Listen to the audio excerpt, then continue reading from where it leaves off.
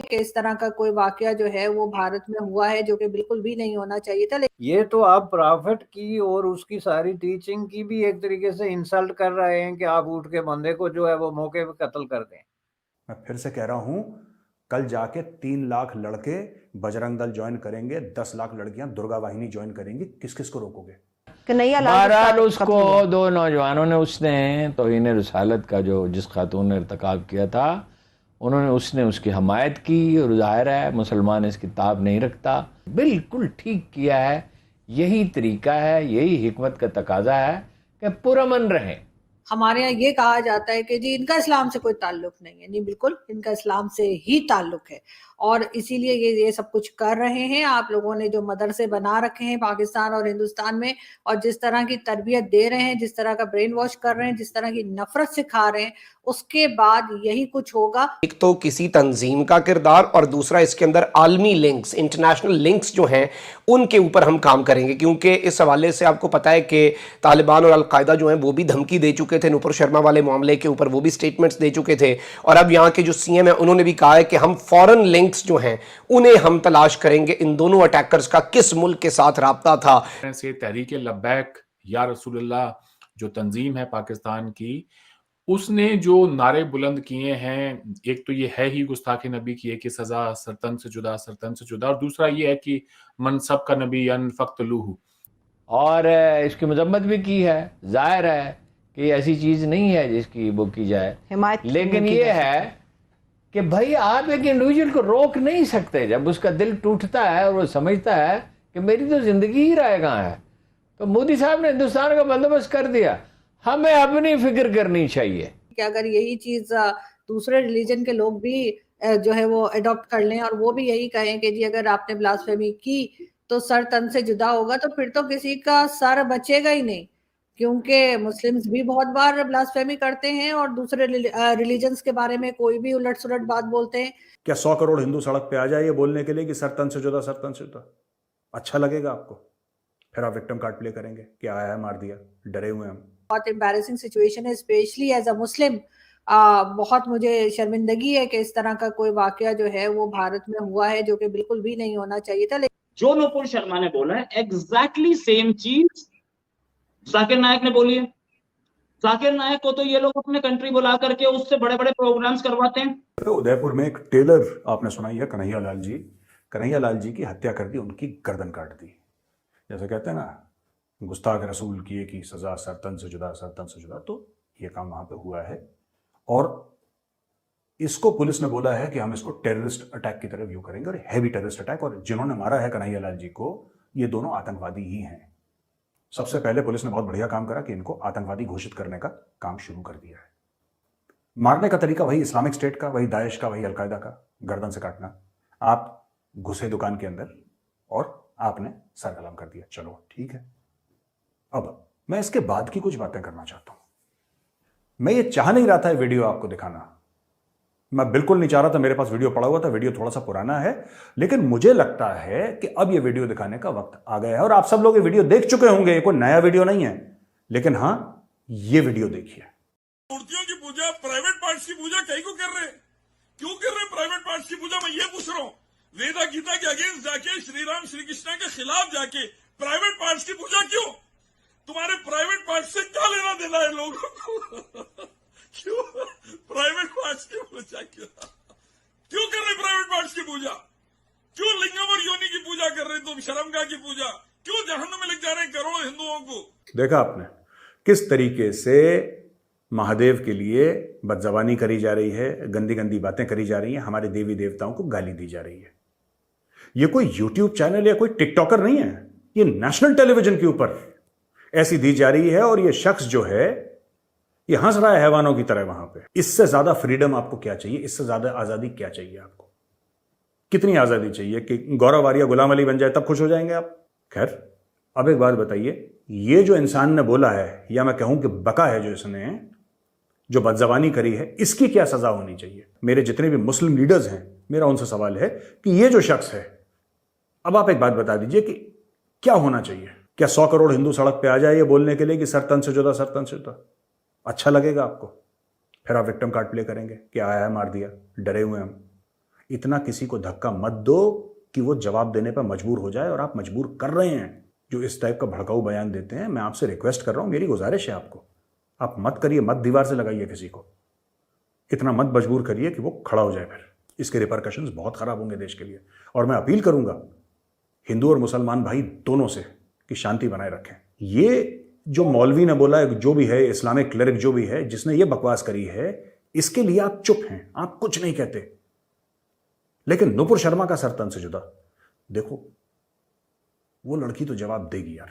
अगर आप महादेव के लिए गलत बोलेंगे तो कोई ना कोई तो जवाब आएगा, और ये जवाब था जो नुपुर शर्मा ने दिया।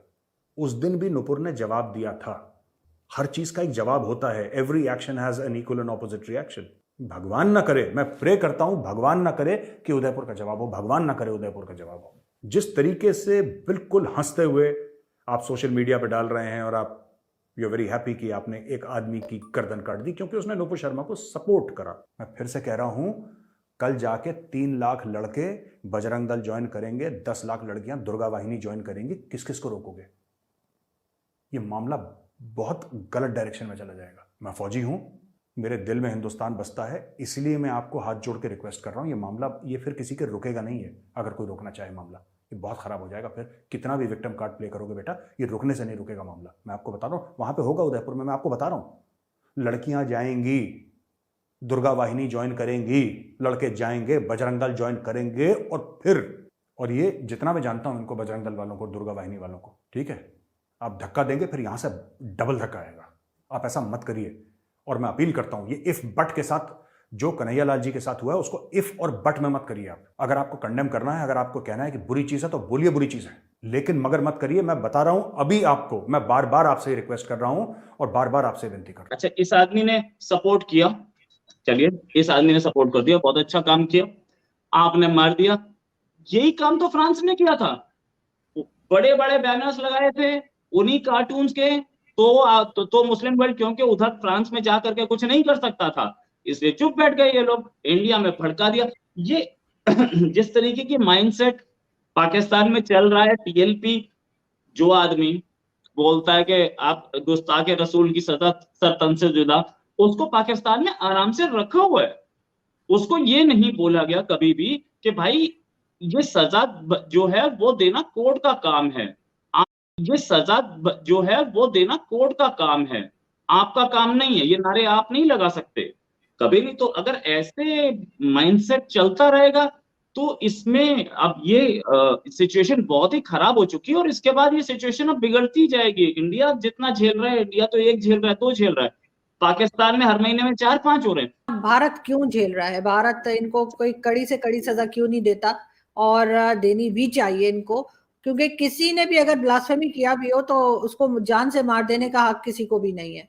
और ये कहीं नहीं लिखा हुआ कि इसकी सजा जो है वो सर तन से जुदा। ये इन्होंने अपने तौर पे कुछ नया कोई लेकर आए हैं पाकिस्तान में भी और भारत में भी, वरना ये चीज ना थी और ना होनी चाहिए।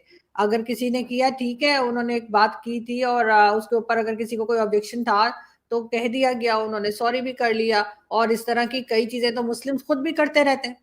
फिर अगर जैसे मैंने पहले भी अपने किसी शो में बात की थी कि अगर यही चीज दूसरे रिलीजन के लोग भी जो है वो अडॉप्ट कर लें और वो भी यही कहें कि जी अगर आपने ब्लास्फेमी की तो सर तन से जुदा होगा, तो फिर तो किसी का सर बचेगा ही नहीं, क्योंकि मुस्लिम्स भी बहुत बार ब्लास्फेमी करते हैं और दूसरे रिलीजन्स के बारे में कोई भी उलट सुलट बात बोलते हैं।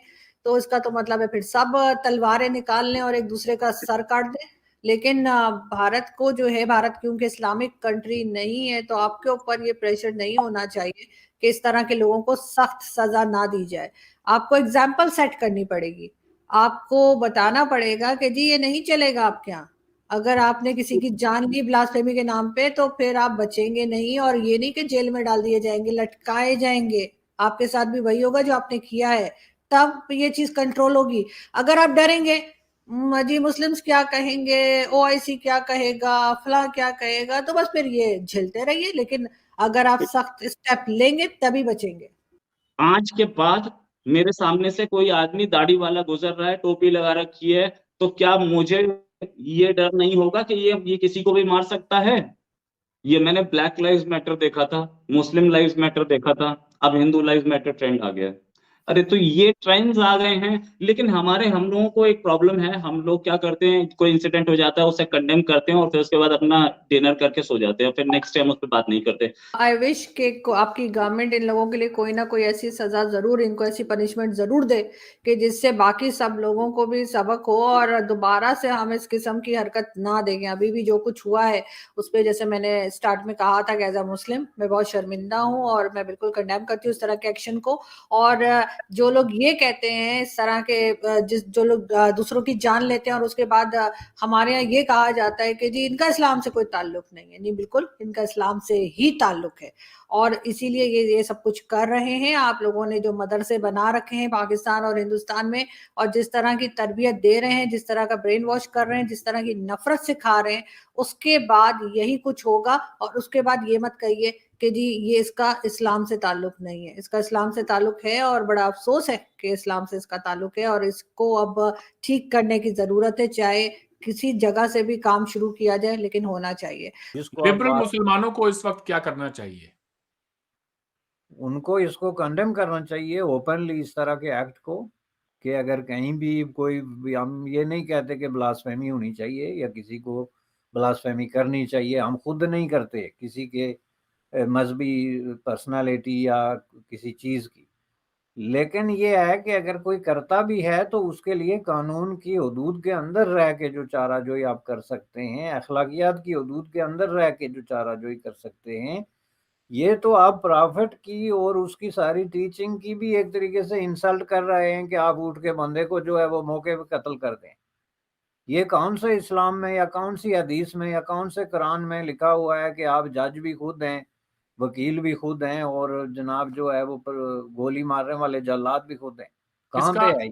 जी, इसमें दलील ये दी जाती है कि पिछले 3-4 सालों में जिस तरह से तहरीक लब्बैक या रसूलुल्लाह जो तंजीम है पाकिस्तान की, उसने जो नारे बुलंद किए हैं, एक तो ये है ही गुस्ताखी नबी की एक ही सज़ा सरतन से जुदा, सरतन से जुदा, और दूसरा ये है कि मन सब का नबिय्यन फ़क़्तलूहु। ये नारा बड़ा मकबूल हुआ पिछले 2-3 सालों में, हम सब ने सुना है और बार-बार सुना है, हमने अपने प्रोग्राम्स में भी डिस्कशन किया है। छोटे-छोटे बच्चों को बुला के कि जो भी तुम्हारे नबी के बारे में बदजुबानी करे, तुम उसका सर तन से जुदा कर दो।